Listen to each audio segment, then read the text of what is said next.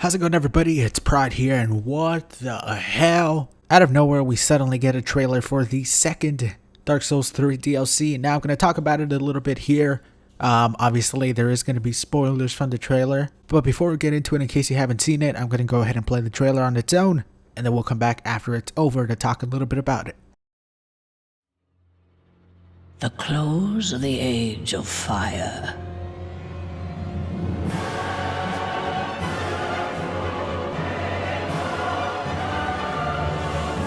The Ringed City is said to be at world's end.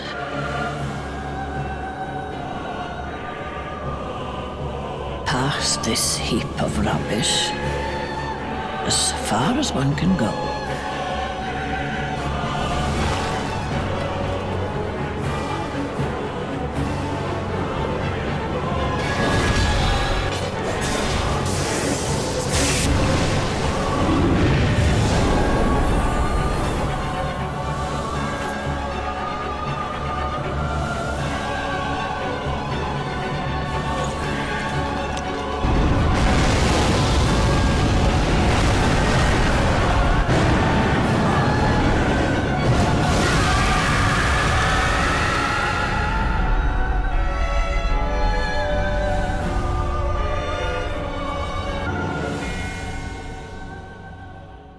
Oh boy, that is a lot to process, and in true From Software fashion, we got a nice heaping full of spoilers of gameplay, which, you know, I don't mind sometimes, but I also like going into it fresh. So we're starting things off with some dialogue.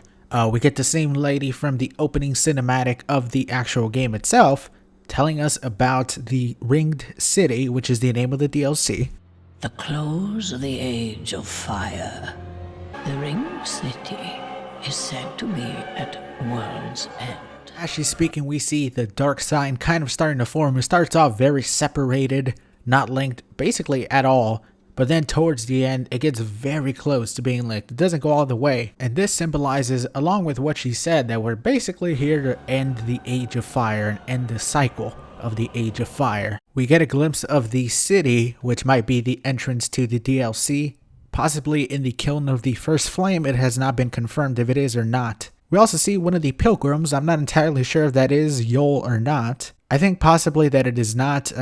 Just by the looks of it, it seems like the little cloth under his shell doesn't really match up. But I'm guessing we'll get a confirmation sooner or later. But then we get teleported to this swamp area. We get these little creatures running around. And if you look there on the right, we see the Sword of Avowal that we stick in Henri's face and is used for marriage to become a true Lord of Hollows. Now, obviously, it's not the same one because that one's still in Henri's face. And also, you see it all over the place. And I think this kind of confirms that Londor is indeed at least related to the area where we're going to. It may not exactly be Londor. You see it multiple times throughout the trailer. You see it in buildings. You see it on top of buildings and stuff like that. After that, we get to see 3 of the new weapons that we're going to be getting in the DLC very quickly. We got possibly a new staff or a new chime. One thing that's kind of weird is that dude, that Lothric Knight that's right in front of him. He's just kind of there covered in moss. So that's kind of odd. Then we have a really fucking badass transformation into a lightsaber. We got a lightsaber in Dark Souls 3 now, boys. Possibly a good weapon that'll scale with intelligence. But one thing that's really weird about this is the creature that's actually chasing him.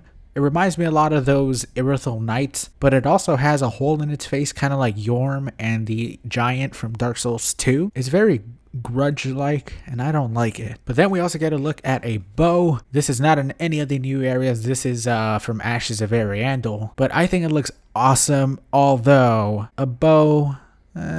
bows aren't great in this game. Unless it's going to be fast as fuck, then it'll probably be kind of useless. It's very similar to the Bow of Want from Dark Souls 2, which is the, spoiler alert if you haven't played Dark Souls 2, the weapon that you make from Nashandra's soul. Except I believe in Dark Souls 2 it fired a lightning bolt, and in this case it's actually an arrow that it fires, and it makes the arrow engulfed in lightning, so it's not the same thing. Also, I believe this person here is wearing a new piece of armor that I have not seen. It looks very tablecloth-ish. I don't know how I like it. Gotta see it from the front. We get a glimpse of a giant squishing the shit out of us, but the interesting thing about this guy is that he's not all messed up and tied up, kind of like all the giants that we've seen in the main game. He has hair. I think that's hair. He's got clothing that looks proper. And I'm not sure if it's the same guy, but I think it's the same guy that we see here.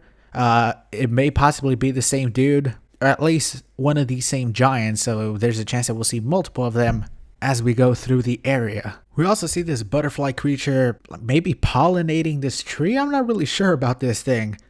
It may or may not be the same creatures that we see flying over Lothric. It could be. Maybe this is a more advanced one because I don't think they were this humanoid, but it looks quite nice. Hopefully it's a nice thing. It's not very pretty. And we also see the dark sign in the sky behind it too, so that's pretty interesting. Now this is when shit kicks into action, man. We see this cutscene, which is obviously going to be the precursor to a big boss fight. Now I think all of this is related to the next clip that we see after this. I'm not really sure who this lady is. I'm sure people are going to speculate who she is, but we won't really know until the actual DLC comes out, I'm guessing. But you can see some corruption around her eyes.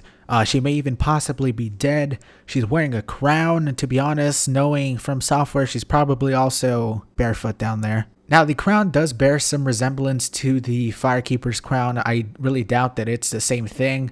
You know, it's got a jewel in the middle. I guess a lot of crowns got jewels, but you know what I'm saying? Just kind of throwing things out there. But I do think what came out of the egg that she's holding in her hand, which is kind of odd, is that thing there. This thing looks fucking ridiculous, dude. But one thing that's really weird about it is that it's not using some like just fire in general. It's using actual pyromancies that we have in the game. We see the Great Chaos Fire Orb. We see some bursting fireballs, some floating Chaos Fire Orb, which is a little bit odd. And I don't know how, but like I said, I do believe this thing is what came out of the egg. You know, when he approaches the egg to touch it, it just kind of crumbles because it's all charred and it's basically ash. And I believe that the boss here will possibly be a multi-stage boss, so at least 2 phases where we move to 2 different areas. The first one, you see him kind of on the ground, not really completely engulfed in flames like we see in the first part. He's just kind of there, he grabs you and stuff. And then the second part, right in the end, we see him kind of this explosion of fire, him kind of transforming. And then what we saw in the beginning, I think, will be the rest of the fight past that point. But this is a really weird looking creature. I saw Vadi on Twitter, he tweeted out that it looks very similar to the winged bat creatures that take you to Anor Londo and are all around Anor Londo in Dark Souls 1 and are also in Dark Souls 3. But either way, that is it for the trailer. It comes out March 28th, which by the way, I was pretty close with my prediction, right? Like I was fairly close. I kind of should have taken into account more the Japanese release date of the full game rather than mainly the American one. But either way, guys, I hope you enjoyed the video. Definitely let me know what you thought of the trailer. I thought it was a good trailer. I thought it wasn't super informative. It was just kind of, hey, it's coming out, you know? I think that's kind of the message they wanted to get out there with this trailer. But it looks cool, man. I'm excited for it. I'm excited to see where the end of Dark Souls 3 and possibly the Dark Souls series as a whole will take us and what it will show us. The boss looks cool. I'll probably be making more videos as we get more info about the DLC. So, of course, be sure to stick around in my channel.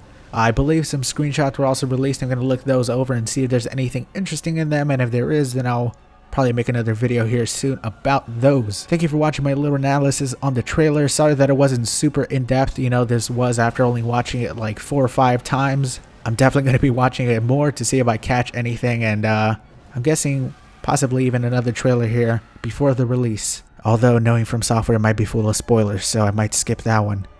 Alright, talk to you all later. Peace, everybody.